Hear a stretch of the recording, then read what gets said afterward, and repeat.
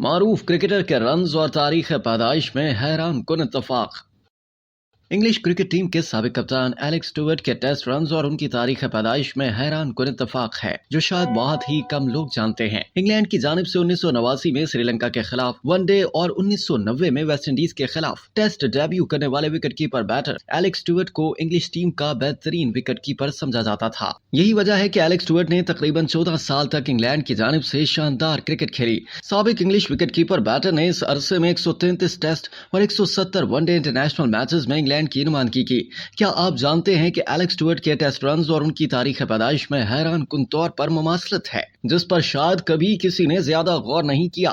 آج ہم آپ کو اس حیران کن اتفاق کے بارے میں بتاتے ہیں۔ ایلکس اسٹوارٹ کی تاریخ پیدائش 8 اپریل 1963 ہے، جبکہ انہوں نے اپنے ٹیسٹ کیریئر میں 8463 رن سکور کیے۔ اگر اب ہم ان کی تاریخ پیدائش 8 اپریل 1963 کو عام انداز میں ہندسوں میں لکھیں تو وہ کچھ یوں 8463 لکھی جائے گی، یعنی 8 تاریخ اپریل جو کہ سال کا چوتھا مہینہ ہوتا ہے، جبکہ 63 ان کی پیدائش کا سال ہے۔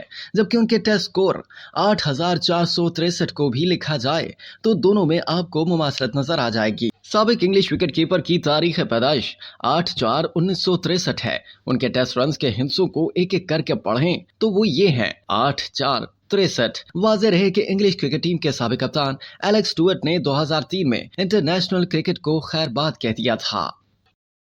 اب تک کے لیے اتنا ہی۔ مزید جاننے کے لیے سبسکرائب کیجیے ڈیلی جنگ یوٹیوب چینل اور لائک کیجیے ڈیلی جنگ فیس بک پیج۔